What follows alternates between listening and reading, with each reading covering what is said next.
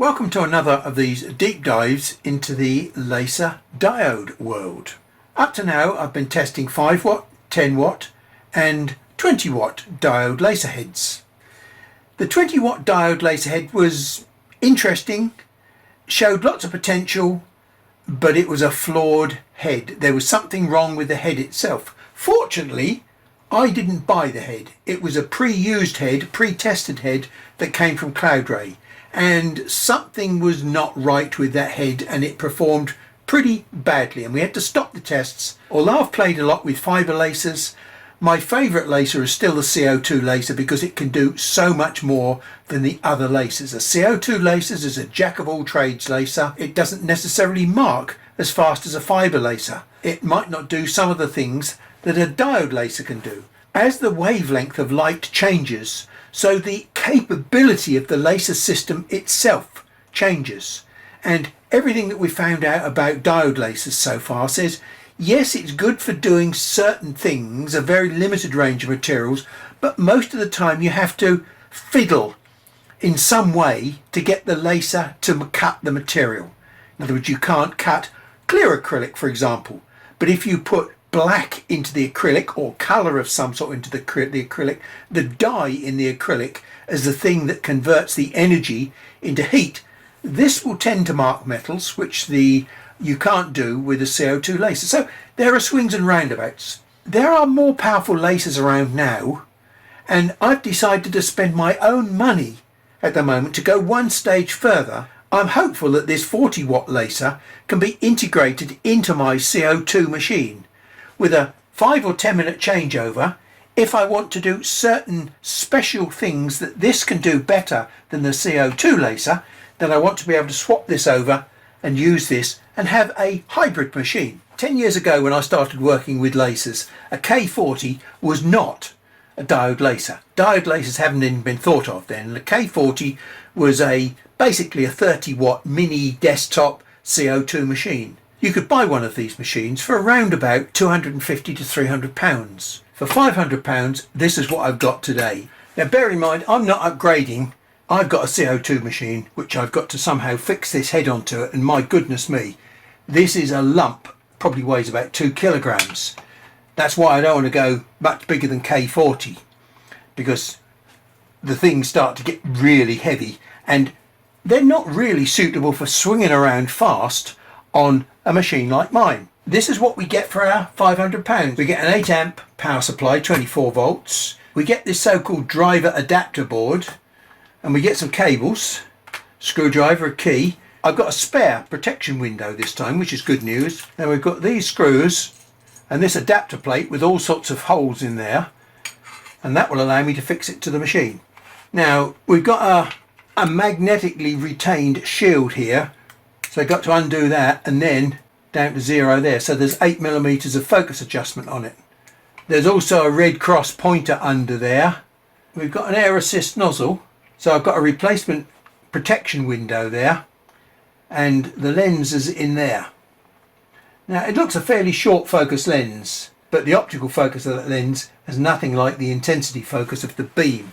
And here's a little stub with some O-rings on it, which plugs into there like that, and there is the air assist, which there's a little plug in the top here, and I'm supplied with some tube which will undoubtedly plug in there and give me the air assist. So then we got the instruction manual, which just gives us the specification, all the bits that we've bought, the things that the machine can do, over temperature alarm switch, display of working temperature inside the module itself, settings for the light burn software, and here we've got the adapter module, description of all what the inputs and outputs are, a nice useful diagram with all the mounting positions that's on that adapter plate, and then we get the connections.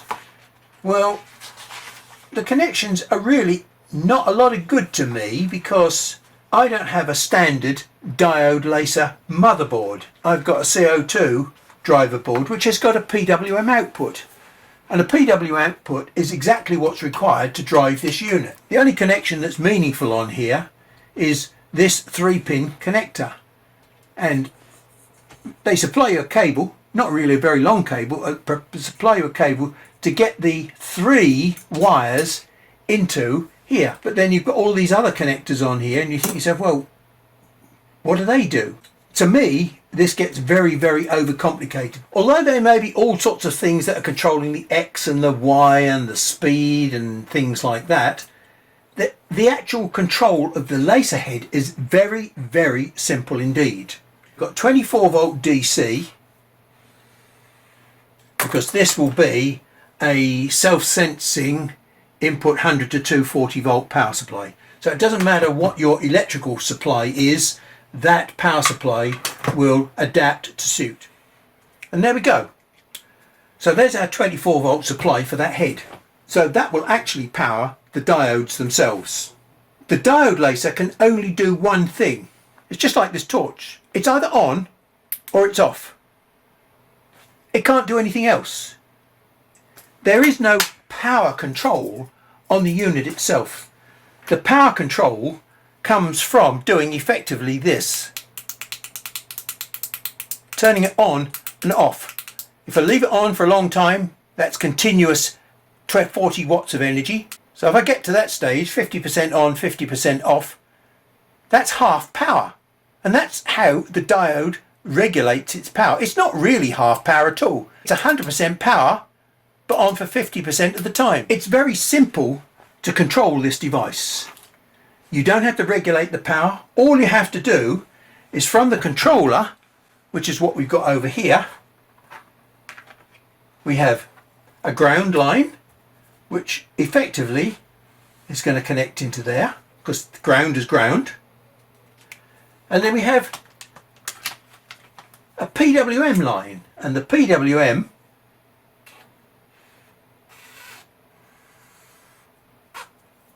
connects into there. And the PWM signal that comes out of here looks like this. 0, 5 volts, 0, 5 volts, 0. So that's what's coming out of here. But at the moment, the way that I've drawn that, that's high for 50% of the time. And I've scaled it wrongly. But that's supposed to be 50% on, 50% off, 50% on, 50% off. Just like the flashing light that you've seen. But only when it's on will it switch the diodes on and you get output power. This is just a power supply for the diodes, and this is the control of switching on those diodes. That's 1 cycle, okay, or 1 hertz, okay, which is 1 cycle per second. Now the chances are that your controller has got a fixed number of hertz, and it may well be 5 kilohertz, 5,000 hertz, or it could be 10 kilohertz. I don't know what the capability of this system is. You can switch diodes on incredibly fast, but there may be a control circuit in here which deadens down the response time. Maybe this is designed to work at 5 kilohertz. Can I get an answer to that question? Look, I speak to the technical guys at Laser Tree. I asked questions about how this thing connected up before I even bought this. I spoke to several different people there, and they said, that was in essence the answers that I got. It can only work in this way, with a PWM signal and a power supply. It can't be rocket science. And so I took the risk that I would know how to connect this up. All I'm going to do is exactly what I've done with my previous kit. I'm going to put 3 wires into the system and connect it up. We'll go and do that, and I'll show you how simple it is. But first I've got to design an adapter which fits this onto my machine. Well, we're now in the workshop and we're going to see if we can fit this head onto my machine. We have several bits of good news. First of all, the bracket that was supplied fits very nicely onto my adapter brackets, so I didn't have to make a new adapter bracket after all. Secondly, the technical questions that I asked Laser Tree before I bought this, and remember, I got 0 answers. The answer to one of the questions is clearly written in here, where it says that the PWM is designed to run between 0 and 5 kilohertz. Well, that wasn't technically demanding, was it, as it's in the manual. I asked the question if this was a standard 3-pin PWM connection that I could run off a separate 5-volt PWM supply. Well, look, there it is, 3 pins, and it runs off a standard PWM supply. I'm very confident about that because it clearly says on there 24 volts, ground and PWM. So we should be able to slide that on there and lock it in and plug the air assist into the top there. First of all, this machine has been set up to run a lightweight CO2 head. This one is 100 grams and this one is 1,000 grams. This machine has been set up to run at 1400 millimeters a second if I need to, and it's got a very high acceleration jumping into position. I'm not going to be able to use those same factors for moving a big lump like that around. So I'm going to have to detune this machine to run this head. Now, by how much, I can't say. So I've not powered this machine up yet. I've just done the connections. I anticipate the machine will move slowly to its 0 position, but then when it jumps to the previous origin position, it's probably going to make a hell of a noise because the motor is going to cog. It will not be able to accelerate this mass at the rate at which is required. I'm going to delve into a little teeny weeny bit of mechanical physics here. There's nothing that I'm going to do here that you won't understand. It's all very, very simple. You might not have seen it before. On the other hand, you may completely be au fait with it. If you are, please ignore this bit and just run on. Now, Newton in the 1600s discovered certain laws about motion. And this is his second law of motion, which basically says force equals mass times acceleration. I've got the motor, which actually causes the force to happen, and then I've got the head mass of a kilogram, and then I've got this thing called acceleration. Well, let's not worry about acceleration at the moment. So this machine was set up with a motor force of 1, because it's the same motor that's running this head, but this head is only 0.1 of a kilogram, 100 grams. Okay, and the acceleration, let's call it 10. It doesn't matter because what's on this side has got to equal this, what's on the other side. So 0.1 times an acceleration of 10, and it doesn't matter what the units are, equals a motor force of 1. Without any knowledge, we can make these two parts of the equation balance. Now, if I change the head from 0.1 to 1 kilogram, the only way we can make this equation balance is if we reduce the acceleration from 10 to 1. In other words, we're going to make it a lot slower to accelerate that weight with a motor which has got a force of 1. So this equation on itself tells us that we're onto a loser with the same settings on this machine running this head as opposed to this head. We know that things are going to be wrong, and I'm going to have to change the acceleration in the vendor settings to make this machine work. And I might have to change more than just the basic acceleration. To simplify what the term acceleration is, you all know what it is. It's getting faster and faster and faster. But in scientific terms, if I've got a load, which is this head, and I try and accelerate it with a force, then let's assume that I can accelerate it with that force up to 10 centimeters, which is there, in 1 second. So I've got a velocity, a speed at the end of 1 second, which is 10 centimeters per second. So as I apply the same force to each second's worth of motion, I shall increase the distance that we travel. And after 6 seconds here, I will have travelled 60 centimetres. In every second, we've moved forward another 10 centimetres. We could say that the velocity at the end of that time was 10 centimetres per second. But in the second, we moved at exactly the same speed. So we were going at 10 centimetres a second, 10 centimetres a second, 10 centimetres a second. And so that's how acceleration is expressed. 10 centimetres per second, which sometimes you'll see it as 10 centimetres per second squared, seconds per second. And that's how you'll see acceleration expressed in Lightburn, if you put your foot on the throttle of a car, it will keep going faster and faster and faster until it reaches a point where the friction, the air resistance, the power of the engine will run out. And all of a sudden, you will start to run along at a constant speed because there isn't any more power to work with. We can accelerate this 1 kilogram head with the motor, which has got a force of 1. The problem is this force of 1 is not constant. Stepper motors have got a very strange force characteristic. Now, when we look at the torque capability of a stepper motor, we shall find that it is basically, excuse my language, crap. Because when the stepper motor runs slowly down here, it's got quite a high torque. But as we start increasing the speed of the stepper motor to make this head move faster, the torque drops off dramatically very quickly. So by the time you get to 300 revolutions per minute, we're down to probably a third of the torque. So we've got a variable force driving a constant mass, and we have to find an acceleration that will work sufficiently well to make that mass move at a reasonable speed. There's going to come a point in time where this force and this mass cannot be accelerated up to a certain speed. If we try and run this at 50 millimeters a second, it may well work with the settings that I've got. But if I try and run this head at 100 millimeters a second, it may well be that there isn't enough force in this belt coming from the motor to allow me to achieve that acceleration. And the motor will just make a hell of a noise. It'll just cog. It sounds terrible, but it won't do any harm. The net result is we've got quite a complex set of mechanics that are going on here to make this motor move smoothly on this machine. Newton also said that there is an equal and opposite force to everything that moves.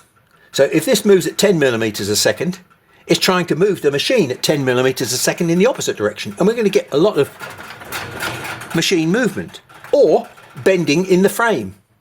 So you start putting a big head on a small flimsy frame and you may well start having problems. When you've got a work surface with a diode machine with a frame standing on the top, you could well find that the frame is actually moving around relative to the work surface underneath. Whereas my work surface and table are all locked together with a very stiff framework. You try and fit one of these to your machine, upgrade one of your machines, it may cause you some problems. So think carefully about what the manufacturer has done to allow you to fit this to an existing machine. They're not interested in your machine, they're only interested in selling you a head. Let's see what happens when I turn the laser head on.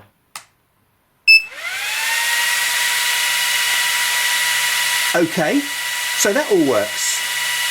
So what was the technical problem with answering my question?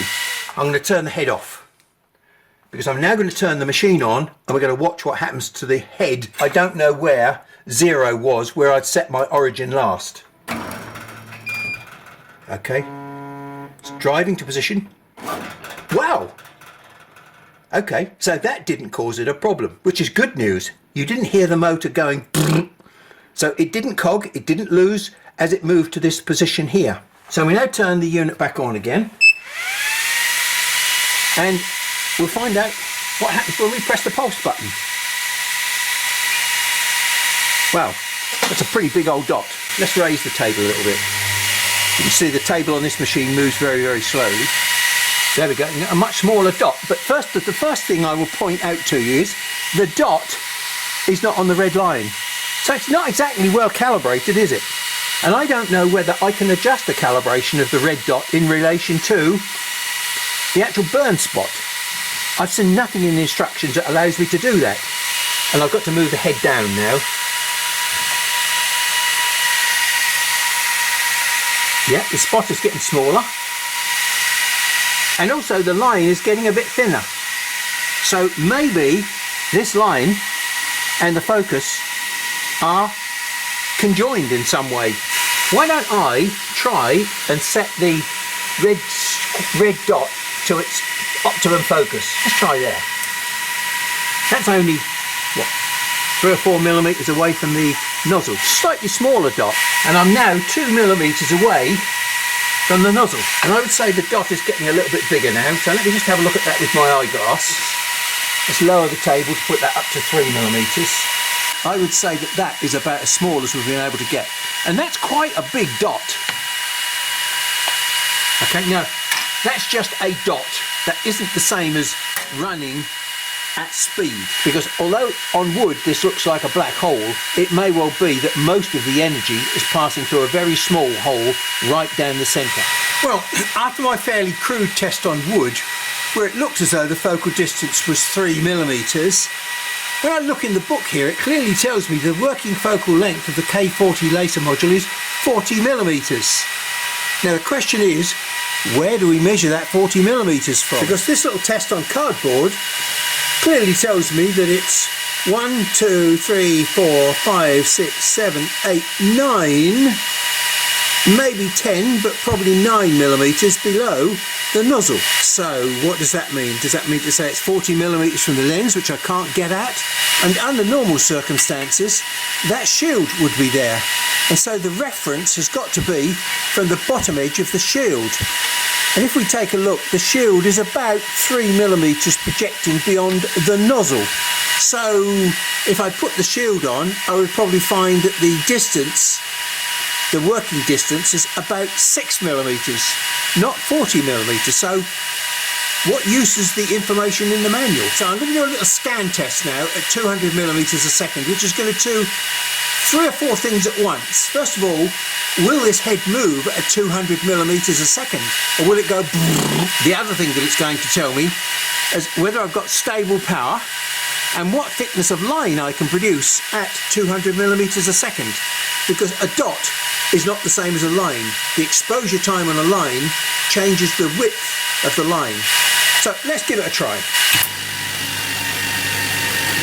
Wow, well that didn't fail. Interesting question is, why didn't it fail?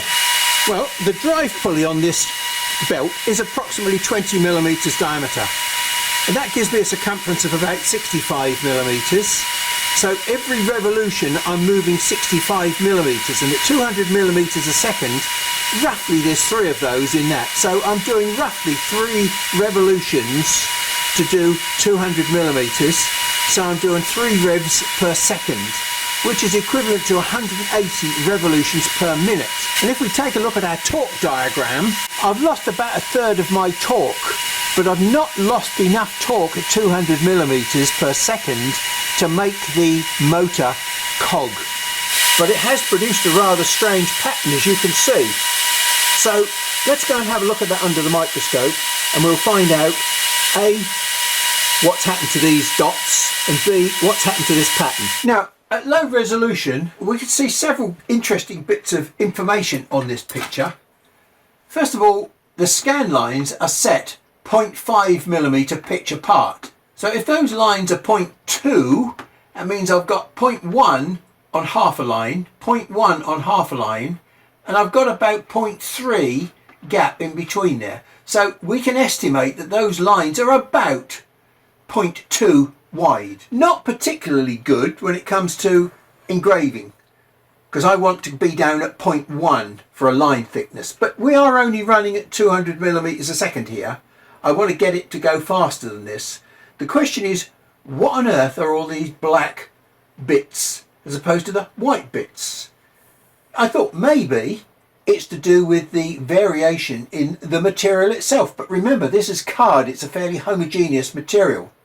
So the only reason we can get dark and light is because the power is changing.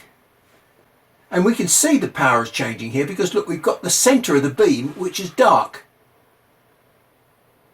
which indicates that we've definitely got some power in the centre of the beam, which is where we expect to find it. And the same applies here. But what we can also see here is it's the end of the first line, and that's the beginning of the second line. So the line is going this way and stops, and then it starts and puts the power on again. And as the power comes on, there's not much power there because it's light, and then it gradually gets to darker. And as the power gets more intense, look, the line width increases. So that's exactly what we found on so many of these laser beams. The line width is dependent upon speed and power, but the speed is constant. So therefore this line thickness here, which we can see on each one of these getting thicker as it gets into the line, is caused by power change. So the line starts and immediately we get a bit of a wobble. And let's move along. And we get another slight wobble. And then it stabilises out. Well, that means we've got something called ringing. When it jumps from that line to this line, the head is actually going boing as it's moving across. And so we get this vibration that's caused where the head has not settled after its line jump. That means I've got too fast a speed set up for this line jump from here to here. So I'll have to go in and change that speed to see if I can improve this particular problem. So it switches on at 1 power and then it has a power surge. And is there a pattern to this power surge as we go across? Well, it certainly seems to be there.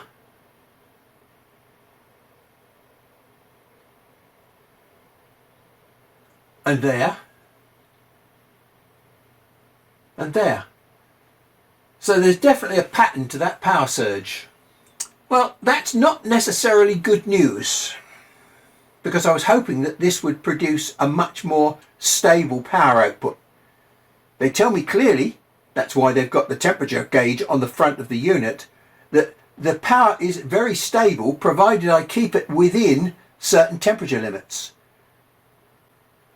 This says differently, because at the moment it's nowhere near the temperature threshold that they claim this machine can run up to. So let's take a look at the focus test. 1, 2, 3, 4. We're starting to get some roundness now. 5, 6, 7, 8, 9 and 10. Well, it would appear that 10, now that I look at it under the microscope, is in fact the focal point. 11, 12, and it quickly changes back to a square. 13, 14, 15, 16, 17, 18, 19 and 20. And we can clearly see at 20 we've got 4 LED lines.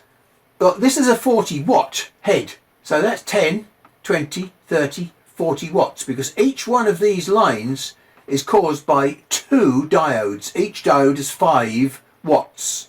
So 5 plus 5, 10, 20, 30, 40 watts. So that shows you how the LED diodes are actually arranged. And at 10 millimeters beyond the focal point, you could see the actual light paths themselves diverging. So there's a 0.1 scale on my screen. So my screen is approximately 0.3 tall. So I think you can clearly see that that burn is approximately 0.3 tall and 0.2 wide. That's not exactly a precision spot for engraving. As I've said many times before, there is no such thing as an exact spot size, because it does depend on exposure time and power. We saw the power switch on here. It came up to very high power. Looks as though we've got a very dark, deep pattern there, and then it dropped off again. So we've got a pulse of power there. Now we can go and have a look a little bit closer at that. You can clearly see the cardboard fibres here, the cellulose fibres in the surface of the material. And then just around the edge here we've got this scorching effect where we've got the lower power on the outside of the beam, and then the central core of the beam is doing a lot of damage. So as I raise the table, we're going to drop down and focus deeper and deeper into the groove. And we appear to have parallel sides at the moment because we're going out of focus on the surface. But if we start looking here, we shall find that this piece which is sloping down is gradually going to come into focus. And there it is. And then all of a sudden we've got this even deeper trough here, which is coming into focus. And now we're getting into the bottom of the groove where we've got maximum depth. We've got power that's getting more and more and more and more, and then it's getting less and less and less. So it's a gradual change of power as we move along this groove here. We've definitely got some power instability coming out of the diode to produce this amount of change of depth of cut. Have I wasted my £500 buying this head? Because unless I have a stable power, as I get with a CO2 unit, I'm not able to do anything useful with this except some cutting where power is not a major issue. I'm not buying this head as a cutting head. I want its ability to switch the power on and off quickly to do 3D engraving and maybe some decent dithered engraving. Here we've got a millimetre scale. I know that this pattern has been designed 25 millimetres wide, and in this 25 millimetre pattern what we're seeing is 1, 2, 3, 4, 5, 6 pulses. So we've got 6 cycles in 25 millimetres. Well, let's just round this up a little bit. 6 cycles in 24 millimetres is very conveniently 4 millimetres per pulse. 4 millimetres per pulse. We're running that pattern at 200 millimetres a second. So if I divide 200 millimetres by 4 millimetres, what I find out is the number of pulses in a second. And the answer is 50. Wow! And what's my mains electricity frequency? 50 Hertz. Is that a coincidence? Or does that tell me that I've got a problem with the power supply? Maybe I ought to go and have a look at my power supply in a bit more detail. Now, I'm no electronics expert, so I'd enlisted the help of a friend of mine to help me try and sort out just what this problem might be. I felt that it was a problem with the power supply, so I've rigged up my souped up K40 machine to take the diode head. And the plan was to lift this, take it into my car, so that you could have a working model to try and diagnose the problem with the power supply. Modified the bracket, etc., and I've reset the configuration of the machine so that it doesn't go stupid, so I can run the same test on this machine that I did on the other machine to check how the power is varying. Well, we can go and look at these results under the microscope, but I think immediately you can see that there is no obvious pattern of varying power on there. There's a little bit of wobbliness, which is the ringing that I spoke about, and that leaves me with a problem. If this machine works okay, and there's no power variation on this machine, what's happening on the other machine? My first reaction was, it's because I've got an external cable now. The other cable is running along inside the machine and it's probably picking up mains interference from somewhere. At the bottom there you can see I've got the 2 trees power supply that they're supplied with the unit, and above it I've got the external LED power supply that I fitted as a checkup. There is no difference between those results, and that's running the cable outside the machine, so it's not picking up interference from inside the machine. It's exactly the same configuration as this machine. Everything loose and outside. So it must be something to do with the controller. So I have a spare controller exactly the same as that. I'm going to fit this to the other machine and seeing if we can fix the problem. Well, here we are in the workshop after a few days away.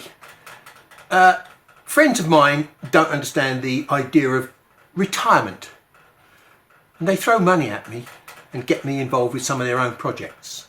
So I've had a few days in which to reflect on what we've been finding with this machine, the power pulses that I've been so fixated on. So before I went away on my little retirement break, I did replace the power supply, I did change the controller, I did earth my grounds, which was something that I was told I must do. To be honest, it made no effect at all. At that point, I walked away from the project for a few days. But I'm now back, and I've had time to reflect. Look, I've got a machine over there that doesn't produce pulses. And I've got this machine that does produce pulses. They are now electrically the same. So that forces me to the conclusion that it's not an electrical problem after all. There's nothing wrong with this head or the power going to this head. I'd just been prejudiced by the many YouTube videos that I'd seen where I could identify the same pulsing pattern that I could see on some of my own work here. There's nothing wrong with the power supply to this head, and I'm getting uniform power out of the head. The pulses are coming from somewhere else. The problem is where? I've already mentioned to you earlier in this session how this head is a bloody great big lump, 1 kilogram, and that this machine has got the ability to move very, very quickly. And I was surprised to find this puny little stepper motor could in fact move this head around reasonably snappily. That meant the stepper motor was good, but it didn't mean to say that this belt on here was capable of taking the inertial loads thrown at it by this massive material. So I looked at the problem the other way around and said, well, if this is a mechanical problem, what could it be? The acceleration that I've got built into this x-axis is 40,000 millimeters per second per second. You go and check what your accelerations are on your machine. So the first thing I did was go to my controller here and I set the speed button to 200 millimeters a second. And then I've got the power button set to 100%. So I can press my arrow button and my pulse button together and I can do this. I can draw a straight line. And I hope you could see that straight line along the top there. But you'll notice at the beginning here how thick, wide and black it is until it becomes stable. But you can also see that there are no pulses on that line at all. So there's nothing wrong with the diode head itself. So where is this pattern coming from? It's probably going up to there before it starts running at steady speed. Well, that's what, 10 millimeters? So it's taking 10 millimeters to get up to speed, a constant speed. And if we look carefully at my pattern again, you'll see that the pattern is dark at the ends and slightly fainter in the middle there. Well, that's because this effect here is caused by something called ringing. Now, we talked about ringing in this other plane here, in the y-axis, where the head goes at the beginning of every line. Or we're seeing the same effect in the other plane. Because the head mass is so great, when the head changes direction within a couple of millimeters of that end pattern, it stops dead in its tracks. And of course we've got this mass which wants to go in that direction. But all of a sudden it's been told you've got to go in that direction. And so consequently the belt, which is pretty stiff, doesn't like it. And so consequently the belt is reacting in a resonant manner and it's going dong dong. Although we see this travelling across here at a steady speed, it's actually travelling across at a steady speed doing this. It's wobbling as it moves across. So what effect does that have, you say? So let's have a piece of material and let's have a laser beam. Okay, now provided that laser beam is moving across there with a fixed constant speed, then what will happen is the cut will always be a constant depth. And looking at from above, the line width will be a constant line width. So we've got fixed power in that laser beam, we say. If for any reason that laser beam becomes P+, I get more power in it, what will happen is the cut will get deeper. And as the cut gets deeper, so the line width will increase. And that was my mistake. I assumed that this effect was caused by changing power. But in fact, what's happening is exactly the opposite. Fixed power, my depth of cut is in fact completely reflecting the velocity of the beam. So in fact, I've got a velocity plot, not a power plot, as I thought. And so consequently, at this point here, where the beam gets deeper, I've got, let's just draw that, shall we? So I've got a beam which is that width, and then the velocity goes up, and the beam gets narrower. And then at this point here, the velocity slows down, and the beam gets wider and deeper, which is exactly the effect that we saw. So my thinking was upside down. It wasn't a power problem, it was actually a velocity problem. And a velocity problem I can fix. So I can go into my user parameters, and here we can see that I've got my X acceleration set to 40,000 millimeters a second. Every time I get to the end of a stroke, I'm going to only get maybe 1 or 2 millimeters overrun, at the end of this small pattern. As I've just demonstrated to you, I need at least 6 or 8 millimeters of overrun at the end of the pattern to allow the velocity to settle down and come back up and reach a steady speed before it starts producing this pattern. So let's change this 40,000 to something a little bit silly. Let's take it down to maybe 5,000, and we'll just write that back into the machine, and we'll run the test pattern again.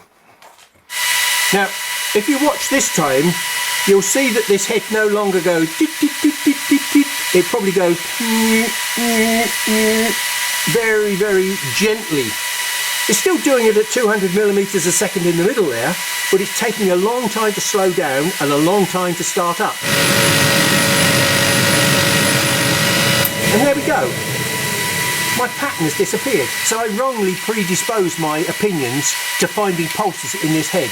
The good news is I've spent £500 on something that is going to be great. And we'll find out just how great in future sessions. So maybe lots of diode heads have got the same problem. They're not pulsing problems, they're actually belt problems on the drive system with their machines. They're just incapable of running stably. You may well have to slow down the accelerations on your head, on your diode head, to get rid of the patterns that I can see on many of the YouTube videos that I look at. Maybe we've discovered something useful here that will benefit the whole of the diode community. I'm also very happy that I've wisely spent my £500, and I can now push on and see what this head can actually do for me and this machine. Maybe I will be able to very conveniently integrate this into a CO2 cutting machine.